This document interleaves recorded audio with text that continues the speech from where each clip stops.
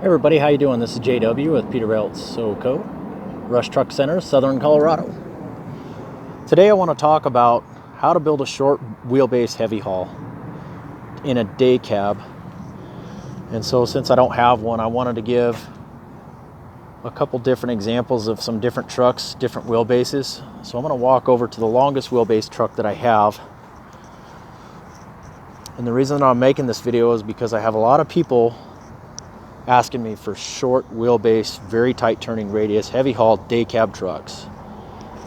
Mostly in the 389 platform, but I'm also building some in the 567 platform.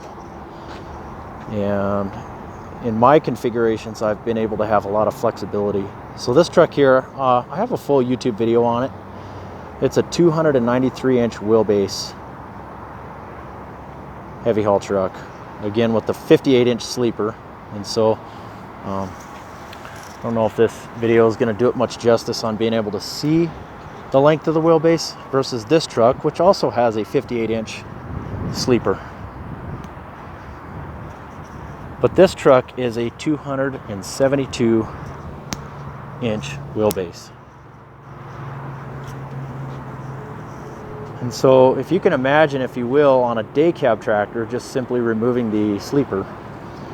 And then what I've done is I put a cab extension on the back, which adds 10 inches from the back of cab, which would roughly be right at the tip, the back end of the shield where the sleeper starts, maybe just a little bit further. And on the Peterbilt, I just wanted to kind of highlight something. You know, I'll actually show you one of these trucks that I have. It's a used truck sitting over there, but Peterbilt's extended cabs, they all have flat floors in them. And the cab extension will also have a flat floor that goes all the way through the back, unlike a Kenworth where the cab extension kind of curves from the back, so you don't actually gain 10 inches of true floor space in the back on a Kenworth with their cab extensions. But just real quick, just so you can kind of see, we call them a bubble cab. Some guys call them a fat boy cab. It's going to have a little bit taller. Gives you about 7 inches more head space. And as you can see here, it's a dedicated, there's no rubber seals, no rubber grommets or seals on the back of these extended cabs here. And so it's going to look something like that. Of course, this pipe here is pushed a little bit forward, so it's slightly misleading. But so back to wheelbase, guys, I wanted to tell you I was able to accomplish on a 567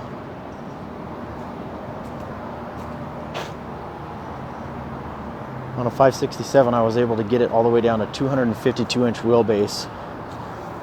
And how I accomplished this was I built a 150-gallon split tank, hydraulic tank and fuel tank, and it's a combination. So imagine, if you will, a 150-gallon tank, and I removed the battery box here and I put it on the other side, and I did a smaller def tank, but I removed the def tank and pushed it to the back. And so basically underneath the cab you have a 150-gallon tank, and you'll see the width of a 150-gallon tank on the other side of this truck, and it had a 40-gallon usable capacity on the hydraulics. And again, this is on a 567 model truck.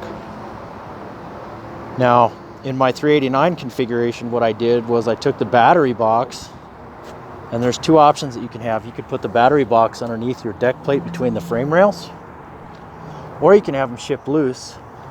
And what one customer was looking at doing is having an enclosed headache rack and putting his batteries and everything inside the headache rack, and being able to have their battery disconnect and their batteries a little bit more accessible. But that is one way to save space. And the other customer that got me to shrink a wheelbase all the way down to 250, I went ahead and he wanted 200 gallons of usable diesel fuel. And so what we did was he's also going to put his hydraulic tank up in his headache rack, which is pretty creative. But that's just an option that you could consider. And so that's one of the ways, you know, because we have to get very creative on how we squish all these axles together. I like the 567 configuration. It just allowed me a little bit more But you know, if you want a hood truck, then we can certainly do that. So I'm going to get out of the way. But so this one is running a Chalmers liftable steerable axle here. And there you go. Here's a 567 pulling up right there. So you can imagine that truck in a heavy haul application. That one's a 225-inch wheelbase truck there. And you can see here we put the long fifth wheel slide.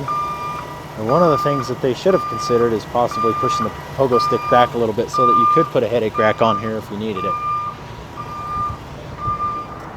And then on my trucks I was running, I don't recall if it was a 52 or a 54-inch axle spread between all three. So 50 between there and there all equally. So on my 567 that I was running a 252 wheelbase, the battery box I actually ended up putting over here. And so you still have to picture that this is gone, which give me a little bit more space to work with. And then what I did was I put either a 70 or 80 gallon usable diesel fuel tank on this side as well. And so you can see here, just stepping back, is that's a 150 gallon tank there. And so if you look kind of where the tank straps are, the tank strap to the right would be roughly where your 40 gallons of hydraulic would be if you were running a split tank configuration. Okay. And so, you know, just being creative on how we move our battery boxes around. But one of my goals in doing this also is, you can see here that we have a grab handle. And in order for me to put an OSHA approved grab handle on the back of the truck, I have to have step access within 18 inches of the back of the truck itself. Okay, so then you can see here the after treatment system. Peterbilt's running a new single pass after treatment system that is much lighter, much less complicated, it's more cost effective, and it's much more reliable. And I might do another video just specifically on that at some point in time.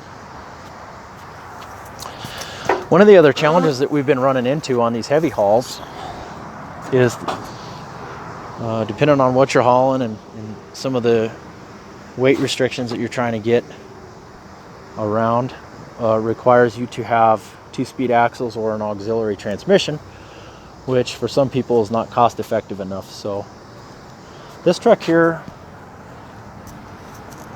is running a Cummins X-15, 565 horsepower with 2050 torque. Some customers have opted to go with the, you know, since we're in Colorado, to go with the 605 horse engine with the 2050 torque. But what we found is a lot of guys, you know, you could really save a little bit of money if you wanted to and still get away with that 565 engine, depending on where you're at geographically. So these heavy hauls, they do, anytime you're running a liftable axle, it's gonna require a dual steering axle, because when you turn, obviously there's a lot of drag. So this one is running dual steering boxes. And I can show you on the other side here. And there's the other one. And so the nice thing about these Peterbilt heavy hauls is everything that we do has to go through an engineering process and meet approval so that we don't have problems down the road. Okay.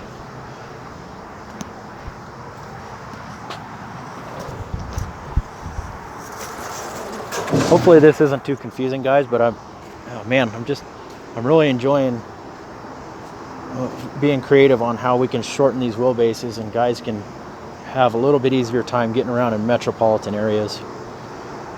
So you have a couple different opportunities on where you put your lift axle controls and pressure regulator. It's here. And then in this truck you also have, what I've been typically doing is here beside the seat, and that gives the driver a little bit of adjustability.